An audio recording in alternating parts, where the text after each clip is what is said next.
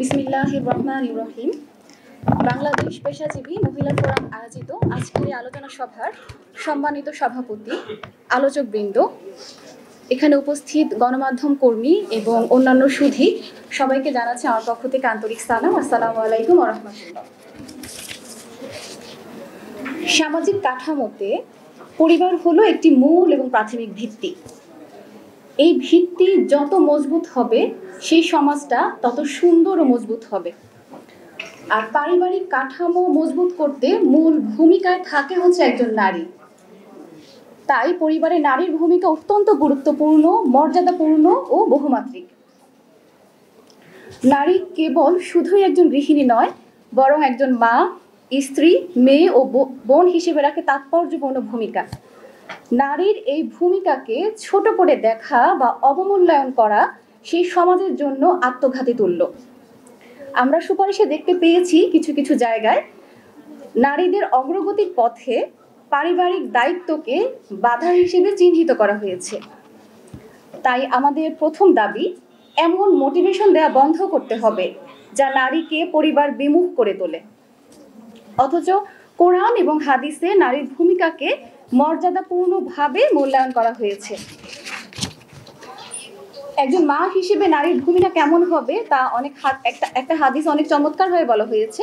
সেখানে প্রশ্ন করা হয় যে আমার সর্বাধিক সেবাযোগ্য ব্যক্তি কে? সেখানে রাসূল সাল্লাল্লাহু আলাইহি সাল্লাম উত্তর দেন, 3 বার বলেন তোমার মা, এরপর বলেন তোমার বাবা। মা হিসেবে নারীর দায়িত্ব সন্তানদের লালন পালন, তার নৈতিক ও ধর্মীয় শিক্ষা দেয়া। আর একজন স্ত্রী হিসেবে নারীর ভূমিকাটা কেমন হবে তাও ইসলামে অনেক সুস্পষ্ট করে বলা হয়েছে। স্ত্রী পরিবারের শান্তি, স্নেহ ও সহযোগিতার প্রতীক। আল কোরআনে বলা হয়েছে, তিনি তোমাদের জন্য তোমাদের মধ্য থেকেই সৃষ্টি করেছেন, স্ত্রী সৃষ্টি করেছেন যাতে তোমরা তাদের নিকট প্রশান্তি পাও। সূরা আর-রুম 21 নং আয়াত। একজন স্ত্রী হবে স্বামীর সহযোগী, সংসার পরিচালনার একান্ত অংশীদার। ইসলাম স্বামী স্ত্রীর সম্পর্ককে পারস্পরিক দায়িত্ব ও ভালোবাসার ভিত্তিতে গড়ে তুলতে বলে। একজন মেয়ে হিসেবে নারীর ভূমিকা কেমন হবে?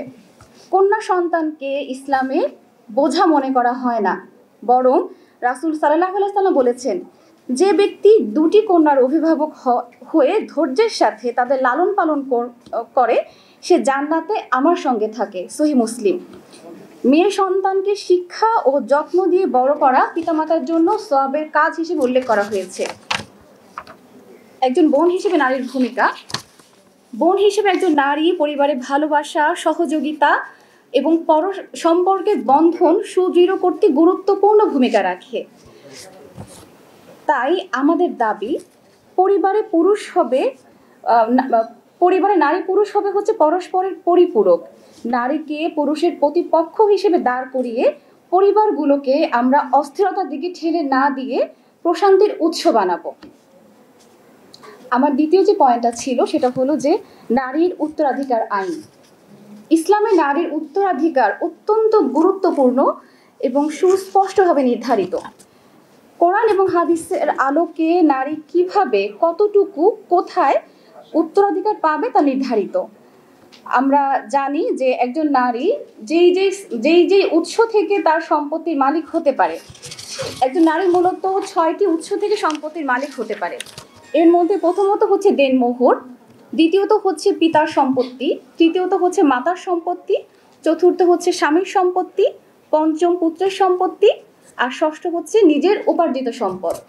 এখানে উল্লেখযোগ্য, নিজের উপার্জিত সম্পদ স্বামী বা কাউকে দিতে নারী বাধ্য নয়, অর্থাৎ একজন কর্মজীবী নারী সেই সম্পত্তির পূর্ণ অধিকারী।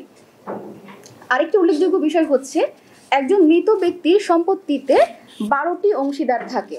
এর মধ্যে 4 জন হচ্ছে পুরুষ এবং 8 জনই হচ্ছে নারী।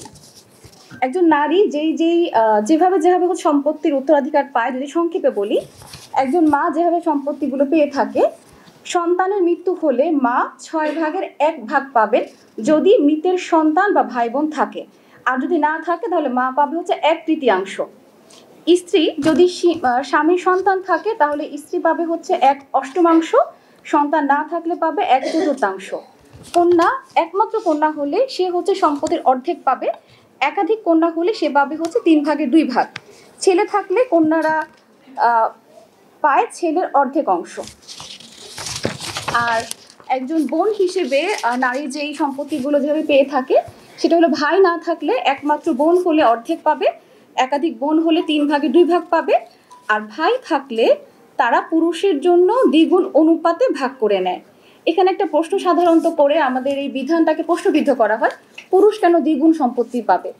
এখানে সূরা নিসার 11 নম্বর আয়াত আল্লাহ বলেছেন পুরুষের জন্য নারীর তুলনায় দ্বিগুণ অংশ রয়েছে, কিন্তু উল্লেখযোগ্য বিষয় এটি সব ক্ষেত্রে নয়, বরং নির্দিষ্ট পরিস্থিতিতে, যেমন ছেলে ও মেয়ের মধ্যে উত্তরাধিকার বন্টনে।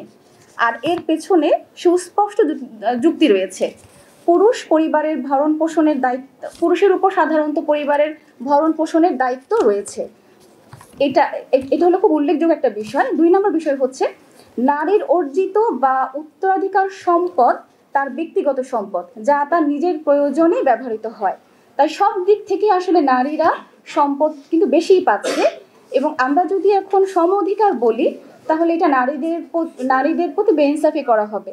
বরং নারীরা যদি ইসলামে নির্ধারিত সম্পত্তি যে উত্তরাধিকার আইন আছে সেই অনুযায়ী যদি সে অধিকারগুলো পায় তাহলে তা নারীর জন্য যথেষ্ট হবে।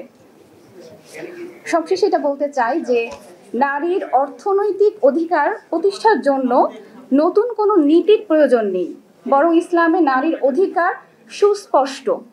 আমাদের চেষ্টা এবং আমাদের দাবি থাকবে এবং আমাদের চেষ্টা থাকা উচিত ইসলাম প্রদত্ত নারীর অধিকার সমূহ সম্পর্কে সবার মাঝে, বিশেষ করে নারীদের মাঝেই সচেতনতা তৈরি করা এবং এই অধিকার প্রতিষ্ঠিত না হওয়া পর্যন্ত চেষ্টা চালিয়ে যাওয়া। সবাইকে ধন্যবাদ। আসসালামু আলাইকুম ওয়া রাহমাতুল্লাহ।